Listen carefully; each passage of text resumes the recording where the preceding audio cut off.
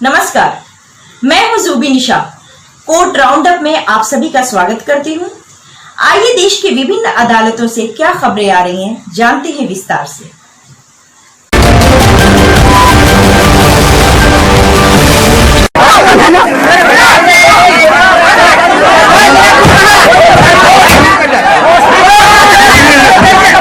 पालघर में जो दो महात्माओं की, एक ड्राइवर की निर्मम हत्या हुई है, दुख इस बात का है कि वहाँ के जो पुलिस ऑफिसर हैं, जिसके आश्रय में वो महात्मा गए थे कि बचाएंगे, खुद पुलिस ऑफिसर लेकर के भीड़ को सौंप देते हैं। बड़े कष्ट की बात ही है। इसीलिए ज़्यादा लोगों में आक्रोश है कि जिनको सुरक्षा, अभी मामला 2-3 घंटे चला, कहीं से भी पुलिस अरेंजमेंट हो सकता था, लेकिन कुछ किया नहीं गया। तो इसलिए संतों का, इस महानगर के संत समाज का, सभी संतों का ऐसा मानना है कि इसकी जांच निष्पक्ष होनी चाहिए। साधुओं की हत्या के मामले में सीआईडी ने 126 आरोपियों के खिलाफ अदालत में चार्जशीट दाखिल कर दी है।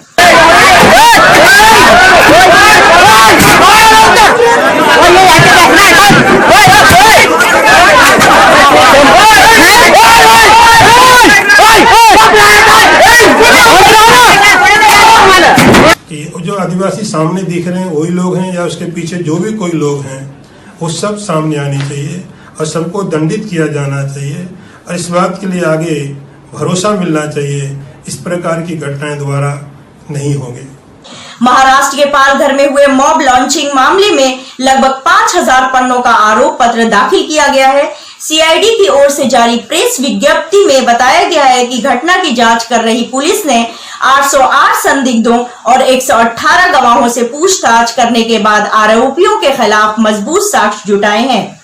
साथ ही ये भी कहा गया है कि इस मामले में 154 लोगों को गिरफ्तार किया गया है, जिसमें 11 नाबालिग भी हैं।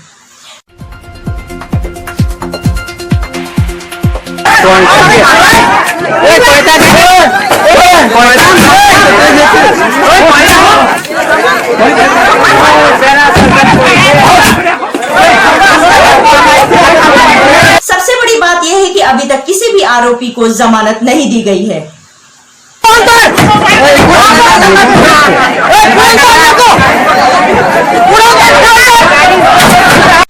आपको याद होगा कि 16 अप्रैल को पालघर जिले के घरचली गांव में 2 साधुओं और उनके वाहन चालक की उन्मादी भीड़ ने पीट कर हत्या कर दी थी।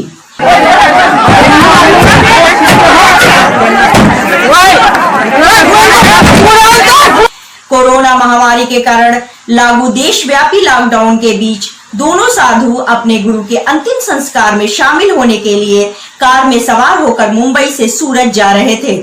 इसी बीच किसी ने ये अफवाह फैला दी कि इलाके में बच्चा चोर गिरोह घूम रहा है।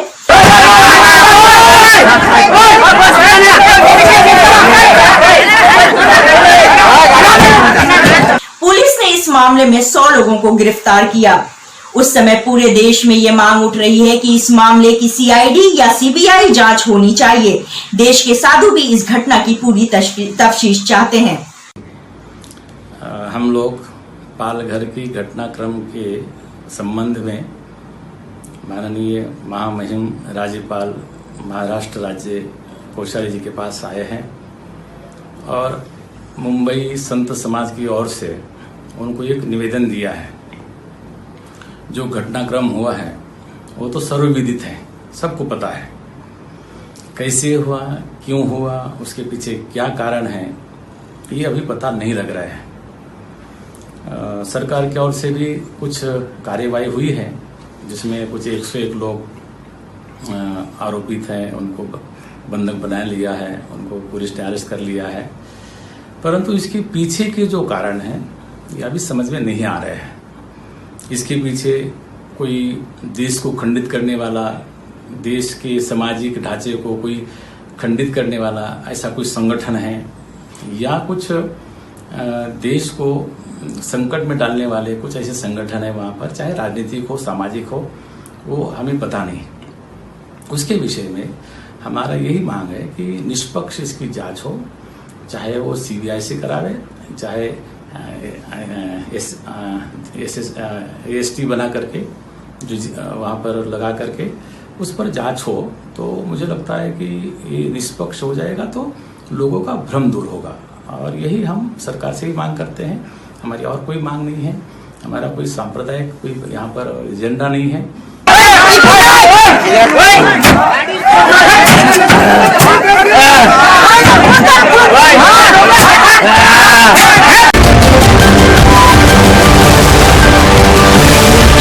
राजस्थान के सियासी घमासान के बीच सचिन पायलट खेमा अब अदालत का दरवाजा खटखटा रहा है। दल बदल कानून के खिलाफ सचिन पायलट राजस्थान हाईकोर्ट पहुंच गए हैं। आपको बता दें कि बागी विधायकों को विधानसभा की सदस्यता के लिए अयोग्य करार देने को लेकर विधानसभा अध्यक्ष द्वारा जारी नोटिस के खिलाफ सचिन पायलट हाईकोर्ट गए हैं। पायलट ने अदालत से याचिका में संशोधन की मांग की है।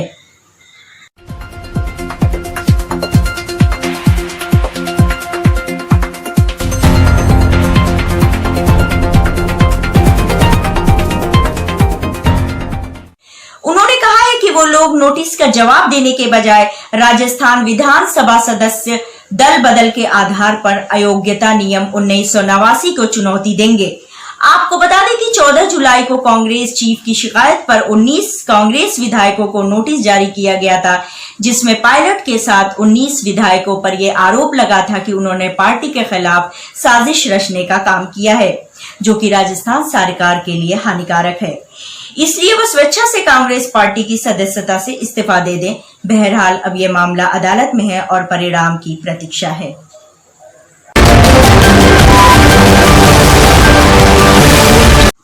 करीब 1 महीने के बाद आज सुशांत सिंह राजपूत की गर्लफ्रेंड रिया चक्रवर्ती ने देश के गृह मंत्री अमित शाह से अपील की है कि सुशांत के मौत की सीबीआई जांच होनी चाहिए।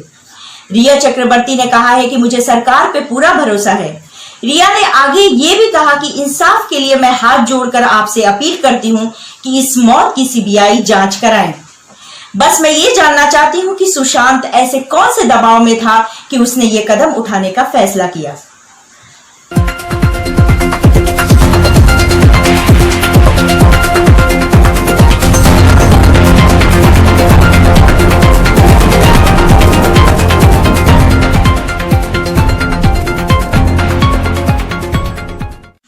रिया चक्रवर्ती के बयान के बाद सोशल मीडिया पर एक बार फिर से सुशांत सिंह राजपूत की सीबीआई जांच की मांग बढ़ गई है।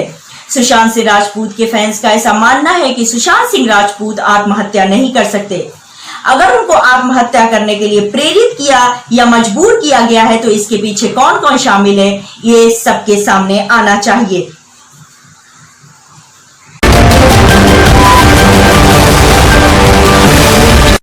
रेप पीड़िता को हिरासत में भेज दें के मामले में देश के कई वकीलों ने पटना हाईकोर्ट के मुख्य न्यायाधीश को पत्र लिखा है। वकीलों ने कहा है कि सामूहिक बलात्कार के बाद पीड़िता की मानसिक स्थिति को ध्यान में रखना चाहिए। आपको बता दें कि न्यायिक मजिस्ट्रेट ने CRPC की धारा 164 के तहत पीड़िता का बयान दर्ज करते समय उसके मन की अव्यवस्थित अवस्था को निजी अपमान की तरह मान लिया था।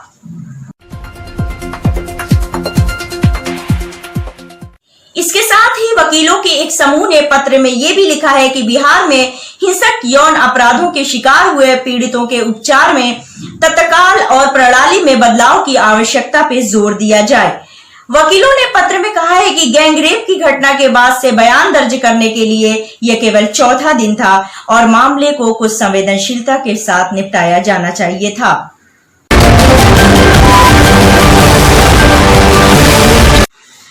पाकिस्तान की जेल में बंद कुलभूषण जाधव को लेकर पाकिस्तान को दी गई भारत की हिदायत पर अब असर नजर आ रहा है। पाकिस्तान की जेल में बंद भारतीय नागरिक कुलभूषण जाधव को दूसरी बार वकीलों से मिलने की अनुमति मिल गई है। जानकारी के मुताबिक भारतीय राजनयिक वकीलों के साथ कुलभूषण जाधव मिलने पहुंचे। कुलभूषण जाधव मामले में भारत ने पाकिस्तान से बिना शर्त एक्सेस की मांग की है।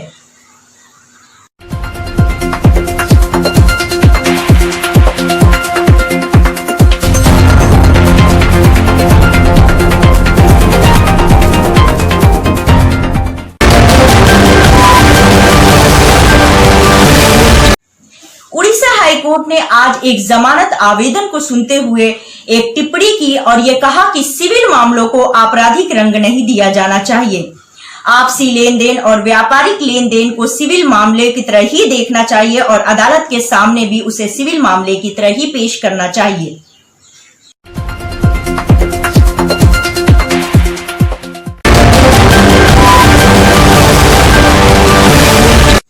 कोलकाता हाईकोर्ट के मुख्य न्यायाधीश ने जिला न्यायपालिका अधिकारियों से अनुरोध किया है कि उन्हें लॉर्डशिप और माय लॉर्ड की जगह सर कह के ही संबोधित किया जाए। सुप्रीम कोर्ट ने यह भी साफ कर दिया कि माय लॉर्ड और योर लॉर्डशिप कहना जरूरी नहीं है।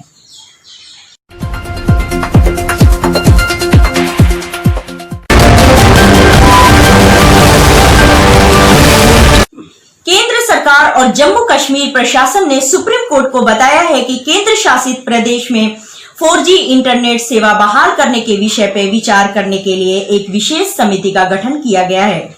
आपको बता दें कि 5 अगस्त 2019 से जम्मू कश्मीर में इंटरनेट सेवा प्रतिबंधित है।